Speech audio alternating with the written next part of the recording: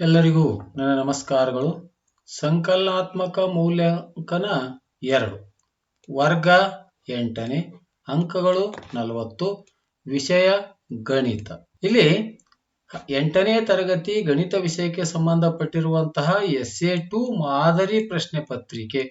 SA2 ಮಾದರಿ ಪ್ರಶ್ನೆ ಪತ್ರಿಕೆ ವಿವಿಧ ಜಿಲ್ಲೆಗಳ ಹೈದರಾಬಾದ್, ಕರ್ನಾಟಕ, ಕಲ್ಯಾಣ ಕರ್ನಾಟಕದಲ್ಲಿ ಒಂದು ಕಲಿಕಾಸರೆ ಪುಸ್ತಕಗಳನ್ನ ಈಗಾಗಲೇ ಸಿದ್ಧಪಡಿಸಿರುತ್ತಾರೆ.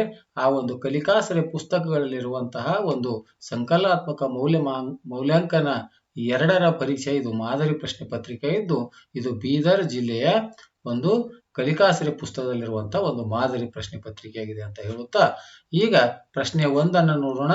ಒಂದು ಅಂಕ, ಪ್ರತಿಯೊಂದು ಪ್ರಶ್ನೆಗಳ ಸಂಖ್ಯೆ 4, ಒಟ್ಟು ಅಂಕಗಳು 4. ಇಲ್ಲಿ ಸೂಕ್ತವಾದ ಉತ್ತರವನ್ನು ಆಯ್ಕೆ ಮಾಡಿ ಪೂರ್ಣವಾದಂತಹ ಉತ್ತರವನ್ನ ಕ್ರಮಾಕ್ಷರಗಳನ್ನೇ ಬರೀತಕ್ಕಂಥ 50 ಪೈಸೆ ಮತ್ತು ರೂಪಾಯಿ ಇದರ ಅನುಪಾತವನ್ನ ಕೊಟ್ಟಿದ್ದಾರೆ. ಇಲ್ಲಿ ಆಪ್ಷನ್ಗಳನ್ನ 4 ಆಪ್ಷನ್ಗಳನ್ನು ಕೊಟ್ಟಿದ್ದಾರೆ. ಸೂಕ್ತವಾದ ಆಪ್ಷನ್ಗಳನ್ನ ಆಯ್ಕೆ ಮಾಡಿ ಬರೀತಕ್ಕಂಥದ್ದು. 2ನೇ ಪ್ರಶ್ನೆ, ಶೂನ್ಯವಲ್ಲದ ವಾಸ್ತವ ಸಂಖ್ಯೆ ಎ ಮತ್ತು ಸ್ವಾಭಾವಿಕ ಸಂಖ್ಯೆ n ಗಳಿಗೆ a ಘಾತ m ಇಂಟು a ಘಾತ n ಗೆ ಸಮನಾದದು ಯಾವುದು ಅಂತ ಕೇಳಿದ್ದಾರೆ.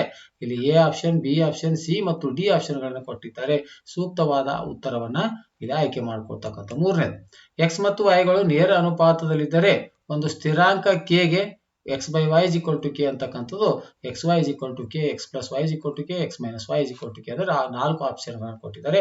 ಸರಿಯಾದ ಉತ್ತರವನ್ನು ಆಯ್ಕೆ ಮಾಡ್ತಕ್ಕಂಥದ್ದು. 4ನೇ, 28ರ ಅತ್ಯಂತ ದೊಡ್ಡ ಅವಿಭಾಜ್ಯ ಅಪವರ್ತನ ಯಾವುದು ಅಂತ ಕೇಳಿದ್ರೆ 2, 7, 13, 17 ಸರಿಯಾದ ಉತ್ತರವನ್ನು ಆಯ್ಕೆ ಮಾಡ್ಕೊಳ್ತಕ್ಕಂಥದ್ದು.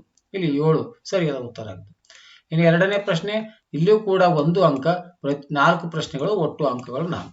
ಆಯತದ ಸುತ್ತಳತೆಯನ್ನ ಕಂಡುಹಿಡಿಯುವ ಸೂತ್ರವನ್ನು ಬರೆಯಿರಿ. ಸ್ಥಿರಾಂಕ ಎಂದರೇನು? 12ರ ಅಪವರ್ತನಗಳನ್ನ ಬರೆಯಿರಿ. ರೇಖಾತ್ಮಕ ನಕ್ಷೆ ಎಂದರೇನು? ಇನ್ನು 3ನೇ ಪ್ರಶ್ನೆಗೆ ಹೋಗೋಣ. ಕೆಳಗಿನ ಪ್ರಶ್ನೆಗಳನ್ನು ಉತ್ತರಿಸಿರಿ. ಇಲ್ಲಿ 2 ಅಂಕದ 6 ಪ್ರಶ್ನೆಗಳಿದ್ದು ಒಟ್ಟು ಅಂಕಗಳು 12. 9ನೇದು, 324ರ 25% ಕಂಡುಹಿಡಿಯಿರಿ.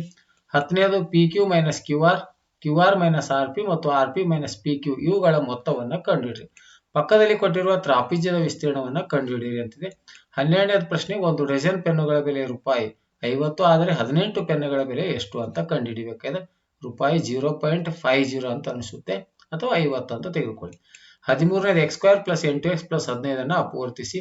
14ನೇದು, ಪಕ್ಕದ ನಕ್ಷೆಯ ಸಹಾಯದಿಂದ ಕೆಳಗೆ ಕೊಟ್ಟಿರುವ ಪ್ರಶ್ನೆಗಳಿಗೆ ಉತ್ತರಿಸಿ. ಯಾವ ಅವಧಿಯಲ್ಲಿ ಕಾರಿನ ಸರಾಸರಿ ಜವ ಗರಿಷ್ಠವಾಗಿದೆ? ಯಾವ ಅವಧಿಯಲ್ಲಿ ಅಂತ.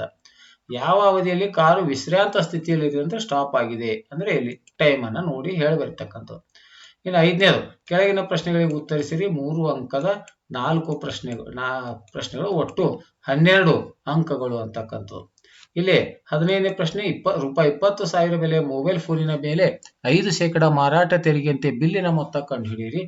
16ನೇ ಪ್ರಶ್ನೆ, ಎ ಮತ್ತು ಬಿ ಅಂತ ಎರಡಿವೆ. 2.03 into 10 to the power of -4 ಅನ್ನು ದಶಮಾಂಶ ರೂಪಕ್ಕೆ ಪರಿವರ್ತಿಸಿ.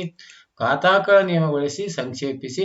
5ರ ಘಾತ 6 ಭಾಗಿಲೆ 5ರ ಘಾತ 4. 17ನೇ ಪ್ರಶ್ನೆ, ಕೆಳಗಿನ ಬೀಜೋಕ್ತಿಗಳನ್ನು ಅಪವರ್ತಿಸಿ ನಂತರ ಭಾಗಿಸಿ ಅಂತ. ಇದನ್ನ ಅಪವರ್ತನಗಳ ನಂತರ ಅಂದ್ರೆ ಇದು ಅಪವರ್ತನವನ್ನು ಮಾಡಬೇಕು. ಅಪವರ್ತನ ಆದ ನಂತರ ಇದನ್ನ ಭಾಗಾಕಾರವನ್ನು ಮಾಡ್ತಕ್ಕಂಥದ್ದು.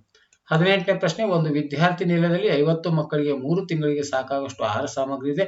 ಮಕ್ಕಳ ಸಂಖ್ಯೆ ಇನ್ನೂ 25 ಹೆಚ್ಚಾಗಿದ್ದರೆ ಅದೇ ಆಹಾರ ಸಾಮಗ್ರಿ ಎಷ್ಟು ತಿಂಗಳ ಒಳಗೆ ಸಾಕಾಗುತ್ತದೆ? ಇನ್ನು 5ನೇ ಪ್ರಶ್ನೆ, ಇಲ್ಲಿ ಕೇವಲ 2 ಪ್ರಶ್ನೆಗಳಿದ್ದು ಪ್ರತಿಯೊಂದಕ್ಕೂ 4 ಅಂಕ ಅಂದ್ರೆ ಒಟ್ಟು 8 ಅಂಕಗಳು. 19ನೇ, ಉದ್ದ, ಅಗಲ ಮತ್ತು ಎತ್ತರಗಳು 12 ಸೆಂಟಿಮೀಟರ್, 8 ಸೆಂಟಿಮೀಟರ್ ಮತ್ತು 6 ಸೆಂಟಿಮೀಟರ್ ಆಗಿವೆ. ಅದರ ಪೂರ್ಣ ಮೇಲ್ಮೈ ವಿಸ್ತೀರ್ಣ ಮತ್ತು ಘನಫಲಗಳನ್ನು ಕಂಡುಹಿಡಿಯಿರಿ.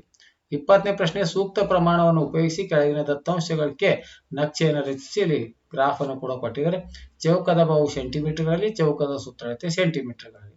2, 8, 3, 12, 3.5, 14, 5, 20, 6, 24 ಇವುಗಳಿಗೆ ಪೈ ನಕ್ಷೆಯನ್ನ ರಚನೆಯನ್ನ ಮಾಡುವಂತ. ದತ್ತಾಂಶಕ್ಕೆ ನಕ್ಷೆಯನ್ನ ಅಂದ್ರೆ ಸೂಕ್ತ ಪ್ರಮಾಣವನ್ನು ಉಪಯೋಗಿಸಿ ಕೆಳಗಿನ ದತ್ತಾಂಶಕ್ಕೆ ನಕ್ಷೆಯನ್ನ ರಚಿಸಿ ಅನ್ನುವಂತ. ಆದ್ಮೇಲೆ ಈ ರೀತಿಯಾಗಿ ನಿರಂತರವಾಗಿ 8ನೇ ತರಗತಿ ಗಣಿತ ವಿಷಯಕ್ಕೆ ಸಂಬಂಧಪಟ್ಟಿರುವಂತಹ ಇದು ಒಂದು 5ನೇ ಮಾದರಿ ಪ್ರಶ್ನೆ ಪತ್ರಿಕೆಯಾಗಿದ್ದು, ಇದು ಬೀದರ್ ಜಿಲ್ಲೆಯ ಕಲಿಕಾಸರೆ ಪುಸ್ತಕದಲ್ಲಿ ಕೊಟ್ಟಿರುವಂತಹ ಮಾದರಿ ಪ್ರಶ್ನೆ ಪತ್ರಿಕೆಯಾಗಿದೆ ಅಂತ ಹೇಳುತ್ತಾ, ಈ ವಿಡಿಯೋ ಇಷ್ಟವಾದರೆ ದಯವಿಟ್ಟು ಲೈಕ್ ಮಾಡಿ, ಶೇರ್ ಮಾಡಿ ಮತ್ತು ಸಬ್ಸ್ಕ್ರೈಬ್ ಮಾಡುವುದನ್ನು ಮರೆಯಬೇಡಿ ಅಂತ ಹೇಳುತ್ತಾ ಈ ವಿಡಿಯೋ ನೋಡಿರೋ ತಮ್ಮೆಲ್ಲರಿಗೂ ನನ್ನ ನಮಸ್ಕಾರಗಳು.